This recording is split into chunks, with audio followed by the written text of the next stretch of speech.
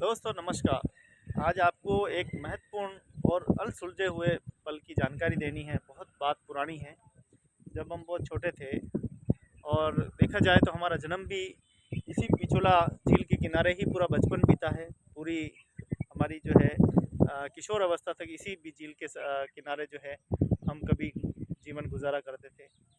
आपको बता दें कि अ, ये जो झील है ये पूरी पिछोला झील है। आप देखिए बहुत बड़ी संख्या में है और अभी जल स्तर इसका 12 फीट पहुंचा है और उसको देखने के लिए हर एक नगरवासी दौड़ पड़ा है। और उदयपुर की सबसे बड़ी और बड़ी झील है जो जिसे हम लेक पिछोला के नाम से जानते हैं। लगभग इसकी क्षमता देखिए तो 5 किलोमीटर जो है लंबी है, स्वरूप सागर से लगाकर यहाँ तक।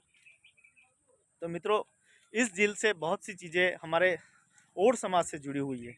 मैं आपको बता दूं कि जब हम बचपन में छोटे थे और मेरे दादाजी, आज से करीब 100 वर्ष पहले की बात है, जब मेरे दादाजी नई जो पास में गांव है वहीं वहाँ रहा करते थे। और बाल अवस्था में वो 7-8 साल की उम्र में उदयपुर शहर में आ गए थे। और उसके बाद में उदयपुर शहर में यहाँ पे सबसे बड़ा जो कारोबार था, गधे हाँक कर उसके लाद कर मजदूरी करना सबसे बड़ा काम था। ऐसे में आप देखें कि लेक पिछोला में जो ये पानी जो है, जो पहाड़ों से जो पानी आता है वो कई चीज़ें अपने साथ में लेके आता है।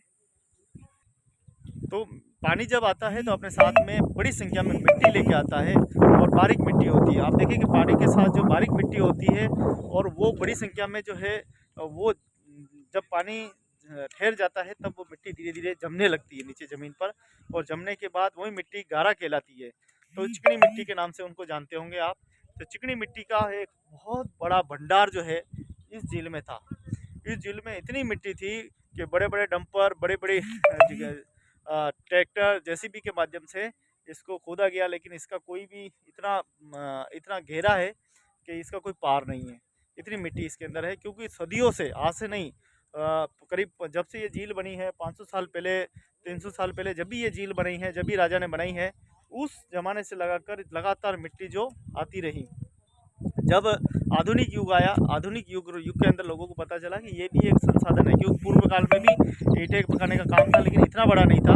लेकिन धीरे धीरे चलते चलते ये काम एक बड़े विशाल रूप में होने लगा। बड़े बड़े इमारतें बनने लगी, बड़े बड़े महल बनने लगे, तो ईंटों का एक बहुत बड़ा प्रयोग होने लगा। तो जहाँ सबसे बड़े जो है पत्थर काम में लिए जाते हैं, लेकिन आगे चलते समय के चलते हुए ईंटों का जो कारोबार है वो ज़्यादा फला और फूला।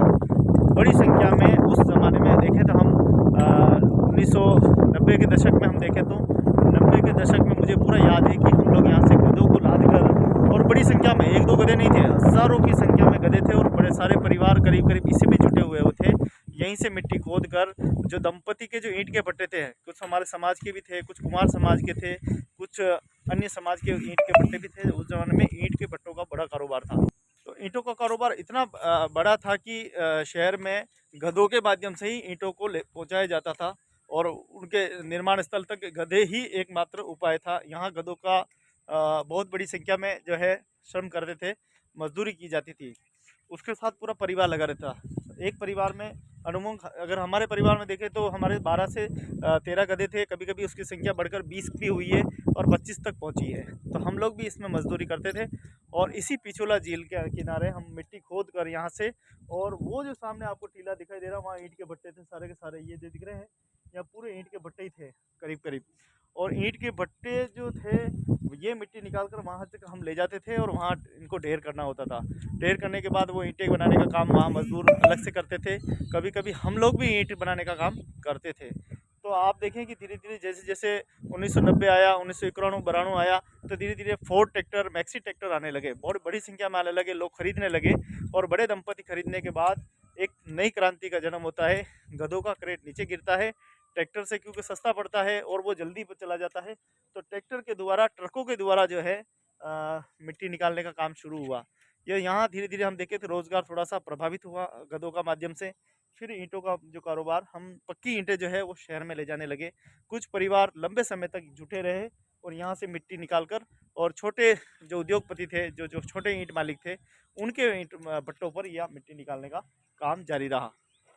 दोस्तों, आपको बता दूं कि हम लोग इसमें किस प्रकार का संघर्ष किया है। जब भी बरसात के दिन होते थे और बरसात के दिनों में हम देखें कि जब बरसात शुरू होती थी तो बड़े ही चक्रवात और तूफान और हवाएं आती थी। यहाँ पर चारों ओर आप देखें तो पूरा इतना ज़बरदस्त मिट्टी उड़ती थी और वो मिट्टी इतने गुब्बारे की तरह उड़ती थी कि अगर कोई चपेट में आ जाए तो वो पूरा का पूरा एक तरह से भूत बन जाता था। और कई ऐसे अंधविश्वास भी यहाँ पे मौजूद है, बड़े बड़े यहाँ पे छोटे छोटे एक ऐसे स्थान बने हुए हैं जिससे डर भी लगता था, एक भय का जो है वो वातावरण था। रात हो जाती थी तो काफ़ी डर लगता था।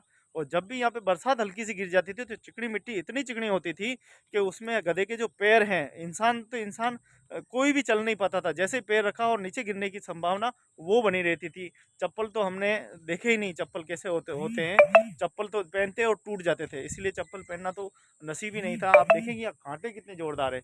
ये कांटे उस जमाने में भी थे और ये कांटे इतने खतरनाक थे कि अगर किसी के पैर में अगर चुभ जाए ना तो उसे निकालना बड़ा ही मुश्किल था। 4 काँटे, 5 काँटे, 10 काँटे तो हमारे पैरों में हमेशा रहते थे। काँटों से तो जैसे हमारी दोस्ती हो गई थी, एक संबंध हो गया था, एक नाता हो गया था। काँटे हमारे पैर में हमेशा रहते थे। काँटों के साथ-साथ हमारे पैरों में कीलें हो जाती थी बड़ी-बड़ी। उस कीलों को निकालने के लिए बड़ी मशक्कत करनी पड़ती थी, तब जाके वो खिले। कभी ऐसे भी होता था कि लोग दारू पी के काँच की बोतलें फेंक देते थे और उस काँच की बोतल के अगर चिकनी मिट्टी के साथ वो मिल जाता था तो वो पूरा का पूरा पैर को चीर देता था। ऐसे में हमारे उपचार का कोई साधन नहीं था, क्योंकि उस समय ज़माने में मेडिकल फैसिलिटी बहुत महंगी थी। डॉक्टर्स से हमारी इतनी पहुंच नहीं थी। लेकिन छोटे मोटे जो क्लिनिक है वहाँ जाके हम टाका और पट्टी करवा देते थे। ये बहुत बड़ी समस्या थी। इससे जुड़ी हुई कई सारी बातें हैं जो मैं आपको बता रहा हूँ कि उदयपुर में शहर में हमारे और समाज के गधों का और हमारा क्या वर्चस्व है। हमने इस शहर को बनाया है। मैं बता दूं कि हमारे जो बड़े उद्योगपति थे उन्होंने ईंट का भट्टा लगाया और उन्होंने ईंट बनाना शुरू किया। उन ईंटों को गधों के माध्यम से ही शहर तक हम पहुंचाते थे, क्योंकि गधे ही छोटी छोटी गलियों में जो है गधे आराम से ईंटें ले जाते थे और सस्ता पड़ता था। जहाँ ट्रैक्टर बहुत महंगा पड़ता था, समय भी काफ़ी लगता था, छोटी गलियों में ट्रैक्टर नहीं जा पाते थे। तो एकमात्र था कि जो ईंटें हैं वो आराम से गधों से पहुंच जाती थी, टूटती नहीं थी। आराम से जहाँ तक पहुंचाना वहाँ तक वो चली जाती थी। जो ईंटों की चुनाई होती थी कच्चे भट्टों की, उसमें भी गधे बड़े मात्रा में उपयोग होते थे।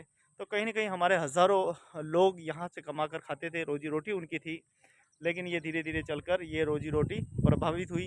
लोगों ने अपना जो सूझबूझ संभाला और लोगों ने समय के साथ बदले। जो ईंट बनाते थे वो घर बनाने लगे, जो घर बनाने लगे बनाते थे वो और दूसरे आधुनिक युग में चले गए। गाड़ियों का कारोबार शुरू किया, कोई बिजनेस लाइन शुरू की, प्रॉपर्टी लाइन शुरू की। तो सभी लोगों ने अपने अपने क्षेत्र में अलग अलग काम शुरू किए और अलग अलग प्रसिद्धि और अलग अलग उपलब्धियाँ पाई। आप देखें कि मैं भी उसी का एक पहलू हूँ कि इसी झील के किनारे मिट्टी खोद कर मिट्टी को डालने वाला परिवार आज आपको वीडियो बना के दिखा रहा है। ये बहुत बड़ी बात है कि प्रतिभा होती है हर व्यक्ति में, और वो प्रतिभा तब निकलती है जब वो समय आता है और समय के साथ व्यक्ति बदल जाता है। तो समय के साथ चलना होगा। अगर समय के साथ हम नहीं चले तो समय हमें खुद पे खुद बदल देगा। समय के साथ हम देखते हैं कि लोग शराब पीते हैं, नशा करते हैं, लेकिन समय के साथ वो शराब छोड़ देते हैं और अपने विकास की ओर ध्यान देते हैं। उसी प्रकार से व्यक्ति को हमेशा बदलना चाहिए, व्यक्ति को हमेशा अपना विकास करना चाहिए। तो ये उदयपुर से मैं आपको जो दिखा रहा हूँ कि पिछोला झील से जुड़ा हुआ जो इतिहास है वो मैं बता रहा हूँ कि हम लोगों ने कैसे दर्द सहे हैं। यहाँ जब बरसात से पहले हम गर्मी की बात करें तो गर्मी जब होती थी तो यहाँ से मिट्टी भी निकालना, उसके साथ साथ पानी की व्यवस्था करना, पानी पीना भी हमारे लिए एक बहुत बड़ा चुनौती था, क्योंकि यहाँ दूर दूर तक पानी नहीं था। सिर्फ एक हैंडपम्प ज़रूर था यहाँ पे, जो मैं आपको बताऊँ कि यहीं कहीं था, इसी एरिया में था। वो दिखाई नहीं दे रहा, लेकिन यहीं इसी क्षेत्र में था। उस हैंडपम्प से हम पानी पिया करते थे। शायद वो यहीं कहीं होना चाहिए, इस पेड़ के आसपास कहीं था।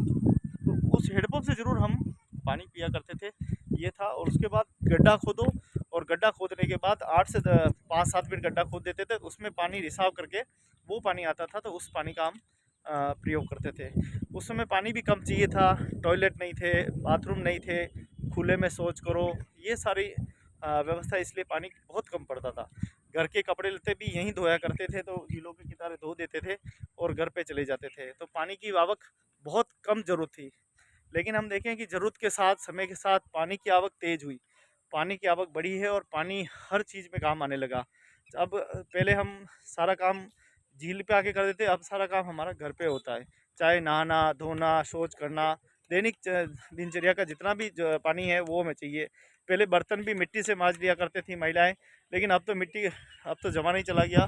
अब तो बर्तन भी जो है पानी से साफ़ किए जाते हैं। कहीं ना कहीं आधुनिक युग में समय के साथ साथ सारी चीज़ें व्यवस्थाएं बदली है और व्यवस्थाओं के साथ साथ लोग भी बदले हैं। एक ज़माना था जब हम इसका पानी पी लेते थे, इस झील का पानी हम वैसे ही पी लेते थे, हमारा कोई बीमार नहीं होते थे, कुछ ऐसी कोई बड़ी बीमारी नहीं होती थी। लेकिन अब देखें कि जो पिछला इलाका है पूरा, ये सिसारमा पूरा गांव है, अब जब पानी उपयोग होने लगा तो पानी उपयोग होने लगा तो गंदा पानी भी इसके अंदर आने लगा। आज इस पानी को हम पी नहीं सकते, इतना जहरीला, इतना कीटनाशक, इतना बैक्टीरिया वाला हो गया कि अगर एक बार अगर पानी पी लिया जाए तो मुझे लगता है कि हमारा पतन हो सकता है। तो पिछोला झील से जुड़ी हुई मैंने आपको बहुत सारी बातें बताई है और समाज से जुड़ी हुई बातें बताई है। और एक बात मैं आपको बताऊं कि बहुत पुरानी कहावत है कि हम जब सुनते आ रहे हैं कि यहाँ एक नटड़ी का एक चौतरा है। नटड़ी एक समुदाय है, नट समाज के कहते हैं, और नट समाज का यहाँ पर हम सुनते आए हैं कि यहाँ से इस पहाड़ से, जो सीता माता का जो पहाड़ है, यहाँ से लगाकर राजमहल तक एक रस्सी बांधी गई थी और रस्सी के सारे नटड़ी को यहाँ से आकर वापस जाना था। तो राजा ने ये वादा किया था कि अगर वो वहाँ से चलकर यहाँ चली जाएगी और वापस महल तक आएगी तो उसे आधा राज दे दिया जाएगा। तो जब वो नटड़ी यहाँ चलकर रस्सी पे चलकर यहाँ तक पहुँच जाती है और उसके बाद में वापस आती है, तब कहीं ना कहीं वो नटड़ी की रस्सी टूट जाती है या कुछ घटना हो जाती है तो वो अंदर गिर जाती है। तो उसकी स्मारक भी झील के अंदर ही जो है उसकी समाधि स्थल वो बना रखा है। अब ये बातें जो है एक पौराणिक बातें हैं, कितनी सत्य है कितनी है, क्योंकि यहाँ से लगाकर हम देखें, इस छोर से लगाकर देखें तो राजमहल की जो लंबाई होगी करीब 2.5 किलोमीटर की लंबाई है। और 2.5 किलोमीटर तक ऐसी कौन सी रस्सी होगी जो उसको इतनी लंबी की होगी। ये देखिए इतना तार है, इस तार को यहाँ से लाने के लिए 200 फीट पे भी एक खंबे की ज़रूरत है। तो वो रस्सी कैसे लाए होंगे, वो एक बहुत बड़ी चुनौती है। तो कुछ अर्थ खुद सत्य है, कुछ अर्ध सत्य है। तो दोस्तों आप देखें पूरा पिछोला झील आपको दिखाई दे रहा है, बहुत ही खूबसूरत दिखाई दे रही है। और ये खूबसूरत झील बनाते हैं खूबसूरत लोग, यहाँ के लोग, यहाँ के नगरवासी। अगर हम लोग ही इस झील को गंदी कर देंगे, हम लोग ही इस झील का आदर नहीं करेंगे, निरादर करेंगे, तो आगे चलकर ये झील जो है पूरा जहरीली बन सकती है। और यही पानी हम पीते हैं, यही पानी हमारे दैनिक दिनचर्या में काम आता है। नारायण जी अटी देखो नहीं, अटी आओ। तो ये हमारे मित्र है नारायण जी। तो नारायण जी कुछ बचपन की यादें बताओ, क्या क्या करते थे अपन पहले? पहले ईंट का बटा, हाँ यहाँ लगाते हैं। हाँ। और गधे कितने थे? मेरे गड्ढे कितने गधे नजर आते थे यहाँ? खूब गड्ढे। सैकड़ों हजारों। बटे बटा। बटे बटे ईंटों के बटे बटे। और अब अब तो कुछ नहीं। सब चले गए। चले गए। ओहो, सब रोजगार सब चला गया। हाँ, तो ईंट के भट्टों का रोजगार चला गया। नारायण जी खुद ईंटें निकालते थे। नारायण जी अपन क्या करते थे पहले? ईंटा निकालते, फिर ले जाते आप। हाँ, क्योंकि रोजगार नहीं था उस समय, बहुत किल्लत थी। हाँ, और इस पूरे गर्मी के दिनों में क्या हालत थी अपनी यहाँ पे, कितनी मिट्टी हाँ, उड़ती थी। हाँ, खूब धूल उड़तो, ट्रैक्टर का चाल था। हाँ। और ट्रैक्टर उस समय इतनी मिट्टी उड़ती थी, इतनी मिट्टी, और वो मिट्टी उड़ती थी तो हमें फायदा करती थी, कभी पथरी करती गई। हाँ, वो मिट्टी थी, इतनी अच्छी मिट्टी थी कि वो उड़ती थी तब हमारे शरीर के लिए फायदे करती थी। लेकिन आज की मिट्टी देखो ऐसी हो गई कि आज तो पथरी पैदा कर रही। हाँ, सही। नहीं। हाँ, तो नारायण जी का धन्यवाद बहुत बहुत। ठीक। और देखो अब बागवानी का काम कर रहे हैं हाँ, बहुत बहुत। और ये प्रताप पार्क है पूरा, इसको पूरा यही संभालते हैं।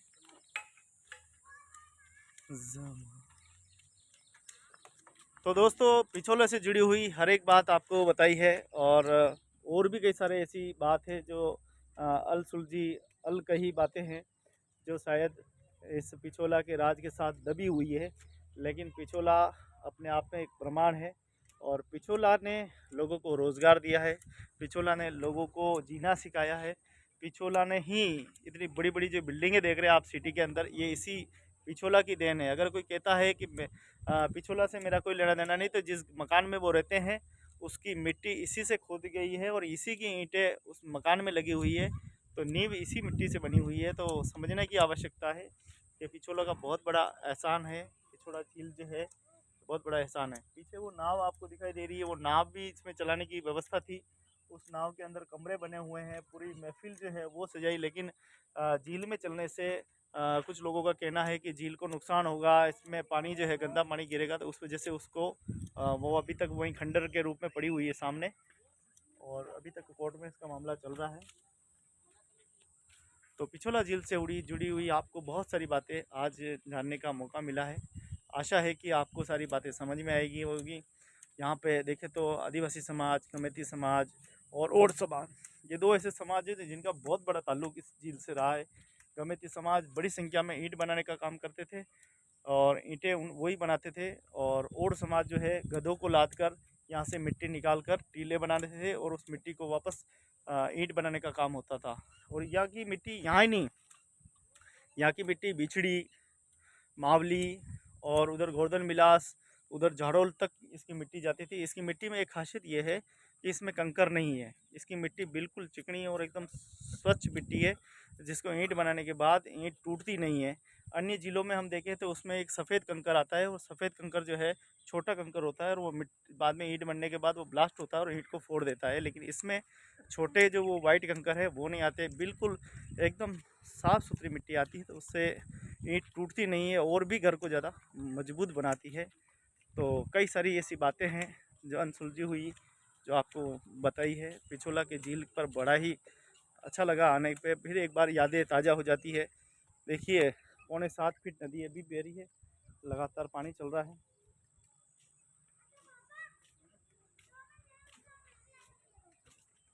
बड़ी संख्या में उस ज़माने में हम जब रहते थे तो यहाँ पर जल मुर्गियाँ, कितने ही जानवर यहाँ पर होते थे। तो बहुत सारे जीव जंतु, छोटे छोटे बड़े सब रहते थे। सांप सांप तो अनुभव हमें दिखाई देते थे। और अभी भी हमारी जो सरकार है, हमारा जो प्रशासन है, नगर निगम, यूआईटी, सभी ने मिलकर, जेल प्राधिकरण, सभी ने मिलकर अब देखिए बहुत ही डेवलपमेंट कर रहे हैं यहाँ पे। आने वाले समय में पूरी जो झील है, तो पिछोला झील से जुड़े हुए बहुत सारे फैक्ट्स मैंने आपको दिखाए हैं, बहुत सारी बातें बताई है, प्राचीन बातें बताई है, कुछ आधुनिक बातें बताई है। आशा है कि आपको बहुत सी बातें समझ में आई होगी, और आप भी झीलों के प्रति, प्रकृति के प्रति सचेत रहिए और इनको बचाने के लिए पूरा पूरा प्रयत्न करेंगे। जितना सुंदर हम लोग वातावरण बनाएंगे, जितना हम अपने आप का विकास करते हैं, उतना ही हम अपने शहर का विकास करेंगे। निश्चित रूप से शहर की प्रगति, देश की प्रगति और हर एक व्यक्ति की प्रगति होगी। तो आप वीडियो देखते रहते हैं, लाइक करते हैं, सब्सक्राइब करते रहते हैं, उसके लिए बहुत बहुत धन्यवाद, बहुत बहुत शुक्रिया। आपका प्रेम स्नेह सदा बना रहे, और सच सच बात कहनी चाहिए व्यक्ति को, क्योंकि व्यक्ति चला जाता है उसके बाद में सच बोलने वाला कोई नहीं होता। आज हमारे राजा महाराजाओं का इतिहास देखें तो कहीं लिखा हुआ है छोटा बड़ा, तो वो ज़रूर याद रहता है। बाकी कुछ प्रैक्टिकल बातें हैं आज भी हमें नहीं याद है, तो प्रैक्टिकल बातें भी हम होनी चाहिए। समाज का इतिहास वही होता है जो याद रखता है, वही समाज जिंदा रहता है, वही समाज का आगे जाके प्रगति करता है। जिस समाज में इतिहास याद नहीं रहता है, लोगों को पता नहीं रहता है, उस समाज का पतन हो जाता है। और हम नहीं चाहते कि पतन हो। ये झील भरी रहे, और लगातार हमने 100 वर्षों तक हमारे पूर्वजों ने, और समाज के पूर्वजों ने इस झील से कमा कर खाया है। आज बड़ी बड़ी बिल्डिंगें जो आप हमारे समाज, और समाज की देख रहे हैं, इसी झील की देन है। यहीं से कमाकर उन्होंने बड़ी बड़ी बिल्डिंगें बनाई है, यहीं गधे चलाकर, यहीं मजदूरी कर कर अपना नाम और प्रसिद्धि पाई है। इस झील की, उदयपुर में जितना भी समाज है, इसी झील के बदौलत आगे बढ़े हैं। और ये झील हमें बहुत कुछ प्रेरणा देती है, बहुत कुछ दिया है इस झील ने। आइए हम सब मिलकर अब कुछ इस झील को देने की बारी है। इस झील को सुंदर बनाने के लिए, स्वच्छ बनाने के लिए हम भी 2 कदम आगे बढ़ाएं, और न गंदगी करें, न गंदगी करने दें। दिमाग के अंदर जो गंदगी बैठी हुई है, सबसे पहले तो उसको उखाड़ कर फेंक देंगे, तो आधी बीमारी तो वैसे ही ख़त्म हो जाएगी। तो दोस्तों, वीडियो बनाने का जो मेरा मकसद रहता है, वो मकसद ये रहता है कि हर बिरादरी, हर जाति, हर एक लोग इतिहास के बारे में जाने, उनका क्या योगदान था उसके बारे में जाने, और हमारे देश की जो भी बातें हैं, अच्छी बातें हैं, उनके बारे में जाने। उसी लिए वीडियो बनाने का एक छोटा सा प्रयत्न करता हूँ। और पिछोला झील से ये सबसे बड़ा कवरेज मैंने आपको दिखाया, बहुत बड़ी बातें दिखाई। अगर उस ज़माने में कैमरा होता, उस ज़माने में व्यवस्थाएं होती, तो मैं आपको वो दृश्य भी दिखाता जब हम इस झील में चलते चलते गिर जाते थे, स्लिप हो जाते थे, हमारे पैर कट जाते थे, हमारे गधे गिर जाते थे, गधों सहित हम गिर जाते थे। बहुत बड़ी बड़ी बातें हैं जो मैं आपको ज़रूर दिखाता, लेकिन उस ज़माने में ऐसा कोई था नहीं, आधुनिक, इसलिए कुछ नहीं बता पाए। लेकिन आज हम शब्दों के माध्यम से और इस स्थान को साक्षी मानकर हम बता सकते हैं कि ये सब घटनाएं उस समय हुई थी। तो आप सभी ने वीडियो देखा, ध्यान से देखा, ध्यान से सुना, उसके लिए मैं आपका बहुत बहुत धन्यवाद ज्ञापित करता हूँ। आशा करता हूँ कि आपका प्रेम स्नेह हमेशा मिलता रहा, आपकी प्रेम की दौलत की हमेशा अभिलाषा रहेगी। वीडियो को पूरा देखें और इसको शेयर कर दें, लाइक कर दें। अगर आपने सब्सक्राइब नहीं किया तो दोस्तों ज़रूर कर दें, क्योंकि आपके सब्सक्राइब करने से, लाइक करने से और भी मनोबल बढ़ता है, और उसके बाद और ज़्यादा वीडियो बनाने का मन करता है, और एक से बढ़कर एक जानकारी आप तक पहुँचे, उसके लिए भी मैं लगातार प्रयास करता हूँ। अगर कोई जानकारी छूटी है, रह गई है, तो आप डिस्क्रिप्शन में लिखें, तो उसके बारे में भी मैं अगला वीडियो बनाकर आपको जानकारी ज़रूर दूंगा। बहुत बहुत धन्यवाद, बहुत बहुत शुक्रिया। जय मेवाड़, जय उदयपुर, जय राजस्थान, जय हिंद।